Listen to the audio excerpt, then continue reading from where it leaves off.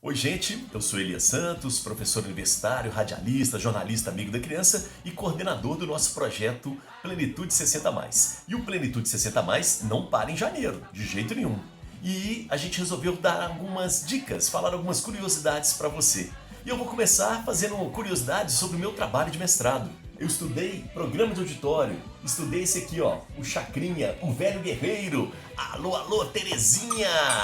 Aê! A primeira curiosidade do Chacrinha. Ele nasceu em Pernambuco, estudava medicina, mas ele gostava de tocar bateria. Apareceu uma vaga para ele ir para um navio, tocar no navio que ia para a Europa. Mas no meio do caminho estourou a história da Segunda Guerra Mundial.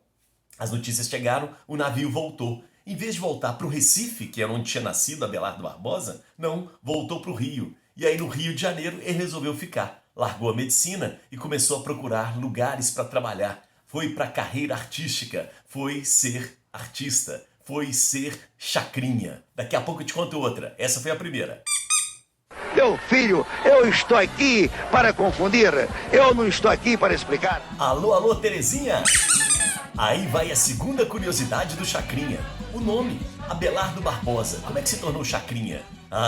O Abelardo Barbosa, ele tentou a carreira como locutor. Numa época que o rádio, lá nos anos 40, nos anos 50, tinha que ter voz boa, aquela voz impostada. E a voz do Chacrinha não era assim, era desse jeito. Alô, alô, Terezinha! E aí o que aconteceu? Sobrou a madrugada para ele. Numa rádio em Niterói, ele tinha um programa de madrugada, onde ele podia fazer brincadeiras, fazer várias coisas diferentes e não ser aquele locutor padrão. E aí ficou muito famoso, porque ele imitava um cassino, parecia que era um cassino. Tinha jogo, imitava vozes, tinha muito efeito sonoro. E aí todo mundo ficou falando assim, sabe aquele programa do cassino? Aquele programa lá na Chacrinha.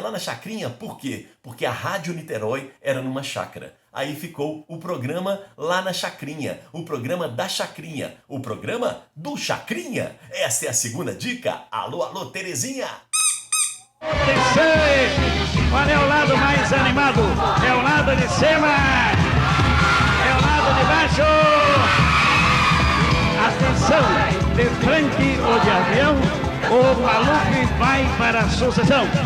Alô, Orlando, realmente o samba está voltando. Alô, meu filho, alô, Juvenal, hoje é dia de carnaval. Alô, alô, Terezinha! Aí vai a terceira curiosidade do Chacrinha.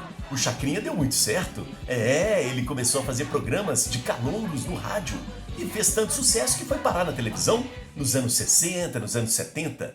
Mas teve um problema. O Chacrinha foi perseguido pela ditadura militar. Isso mesmo. Veja como a ditadura faz mal a um país. E aí o Chacrinha não era comunista, né, gente? Dá um tempo. Mas o Chacrinha era contra a moral.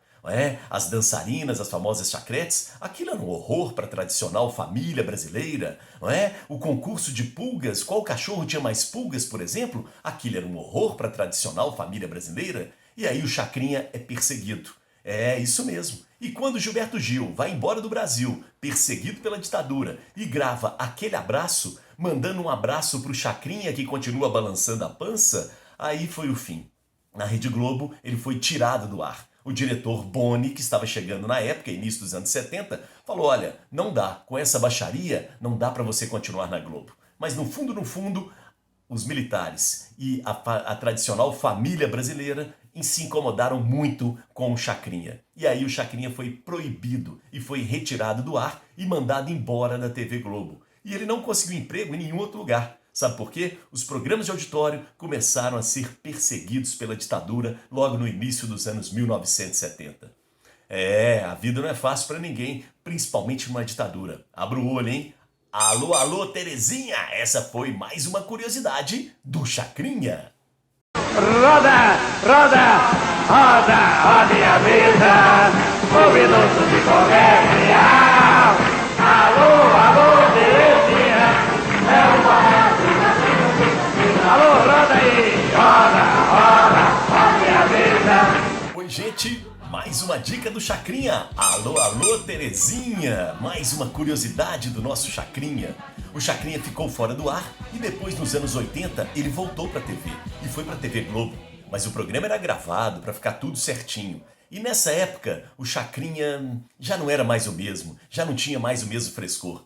Você sabia que as bandas que estavam começando queriam tocar no Chacrinha? Essas bandas tocavam, mas depois elas ficavam devendo um show pro Chacrinha. Quando essa banda estourava, o Chacrinha ia lá, vendia o show dessa banda, ganhava o cachê da banda, mas a banda não recebia. Por quê? Porque a banda ficou devendo aquela ida ao Chacrinha. Esse é o famoso jabá. Chacrinha também trabalhou muito com essa ideia do jabá. Ah, deixa eu dar um espaço pra banda, quando ela estourar eu ganho dinheiro com os caras. É isso. Alô, alô, Terezinha. Chacrinha, ó, esperto. Neste sábado, animando o Cassino do Chacrinha, 14 Bis, Luiz Melodia, Barão Vermelho, Giliard, Sidney Magal, Trio Los Angeles e Blitz. E ainda a final do concurso que vai eleger o melhor e a melhor passista do Brasil. 100 mil cruzeiros para o melhor calouro da tarde. 380 mil para quem acertar as buzinadas. Cassino do Chacrinha. Participação especial, Ney Mato Grosso. Neste sábado, 4 da tarde. Alô, alô, Terezinha.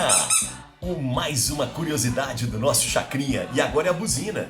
Sabe quem inventou a buzina do Chacrinha? Na verdade, o Chacrinha viu um filme dos irmãos Marx. E aí o Harpo Marx, que era um dos irmãos, ele fazia um mudo no filme, Uma Noite na Ópera. E esse mudo, ao falar, ele usava a buzina. Ele não falava, então ele, ó...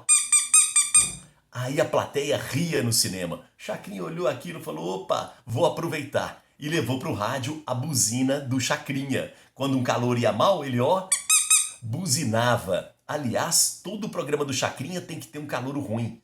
A ideia do Chacrinha não é revelar um bom talento, mas sim revelar um calouro ruim, que todo mundo fica de olho e começa a rir. A plateia sarcástica. Clarice Lispector, né, que comemoraria 100 anos, ela escreveu uma crônica no jornal o Globo sobre o programa do Chacrinha. E disse que ficou decepcionadíssima. Se aquele era o melhor programa de maior audiência na TV brasileira, estamos mal. Por quê? Porque o apresentador era um sarcástico, não é? E a plateia também era sarcástica. Todo mundo queria ver o calouro se dar mal. O apresentador e a plateia. Portanto, a televisão brasileira para Clarice Lispector não ia nada bem. É isso aí. Alô, alô, Terezinha! Mais uma curiosidade do Chacrinha.